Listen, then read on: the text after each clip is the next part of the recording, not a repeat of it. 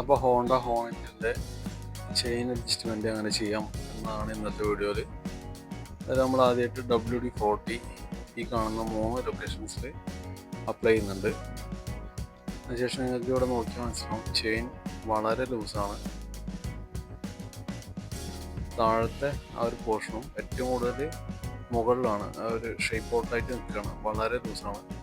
അതൊരു റൊട്ടേഷൻ കൂടി ടയർ തിരിക്കുന്ന സമയത്ത് താഴെ വീണ്ടും ലൂസാവും. അപ്പോൾ ഈ ഒരു ലൊക്കേഷൻ കൂടി നമ്മൾ WD-40 അപ്ലൈ ചെയ്യാണ്. അതല്ലാന്നുണ്ടെങ്കിൽ തുരുമ്പൊക്കെ പിടിച്ചിട്ടുണ്ടെങ്കിൽ നമുക്കത് കഴിക്കാൻ വേണ്ടി പറ്റില്ല. 2 നട്ടുകളാണ് അവിടെ വരിക. അപ്പോൾ ഇത് ചെയ്യുന്നതിന് വേണ്ടിയിട്ട് ഇവിടെയുള്ള ആദ്യത്തെ നട്ട് നമ്മൾ ഒന്ന് ലൂസ് ചെയ്ത് വെക്കുക. അപ്പോൾ അതായത് നമുക്ക് ടൈറ്റ് ചെയ്യേണ്ടത് രണ്ടാമത്തെ നട്ടാണ്. ഇത് ജസ്റ്റ് സപ്പോർട്ട് ചെയ്യുന്ന ഒരു നട്ടാണ്. അതുപോലെ തന്നെ ഓപ്പോസിറ്റ് സൈഡിലും ഇതേപോലെ നട്ട് വരുന്നുണ്ട്. ഇവിടെ നിങ്ങൾക്ക് നോക്കിയാൽ മനസ്സിലാവും ഈ ഒരു നട്ടാണ്. ആ ഒരു നട്ടും നമ്മൾ ലൂസ് ചെയ്ത് വെക്കുക. ചെയിൻ മാക്സിമം നമ്മൾ ടൈറ്റ് ചെയ്ത് നോക്കുക.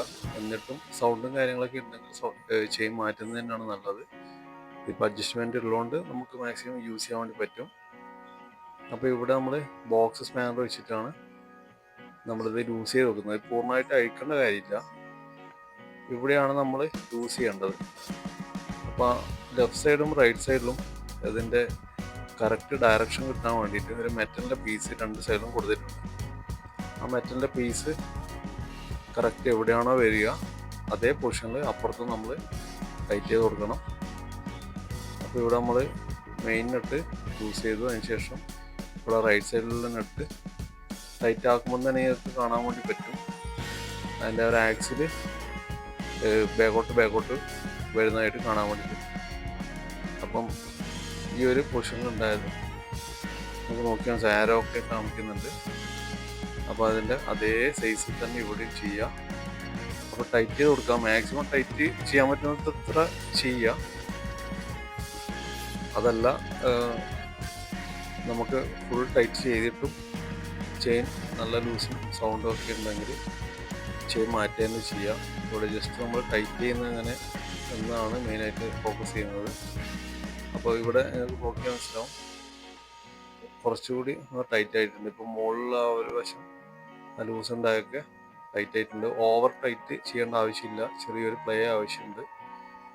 അപ്പോൾ റൈറ്റ് സൈഡിലുള്ള ടൈറ്റ് ചെയ്ത് കഴിഞ്ഞാൽ ലെഫ്റ്റ് സൈഡിലുള്ള ചെറുതായിട്ടൊന്ന് ലൂസ് ആവും. അതുപോലെ ഓപ്പോസിറ്റ് സൈഡും സെയിം തന്നെയാണ് വരിക. സിമ്പിൾ മെക്കാനിക്സ് ആണ്. 2 ഭാഗവും ഒരുപോലെ ഉണ്ടാവണം. അപ്പോൾ ആ വശം കുറച്ച് അധികം ടൈറ്റ് ആയതുകൊണ്ട് തന്നെ ഇവിടെ കുറച്ച് ലൂസ് ആയിട്ടുണ്ട്. അപ്പം ഈ ഫ്രെയിമിൻ്റെ പുറത്തോട്ട് വരാൻ വേണ്ടി പാടില്ല. ആ താഴെ കാണുന്ന ആ കറക്റ്റ് ഈ ഒരു പൊസിഷൻ മറ്റേ കറക്റ്റ് വരുന്ന രീതിയിൽ വെച്ചിട്ട് വേണം. ഇവിടെ ഏത് ഡയറക്ഷനിലാണോ ഉള്ളത് അതേ അളവ് തന്നെ ആയിരിക്കണം അപ്പുറവും. അങ്ങോട്ടും ഇങ്ങോട്ടും മാറിക്കഴിഞ്ഞാൽ ചെയിൻ വൺ സൈഡ് ടൈറ്റ് ആവും. അത് സൗണ്ടൊക്കെ നോയ്സൊക്കെ വരും.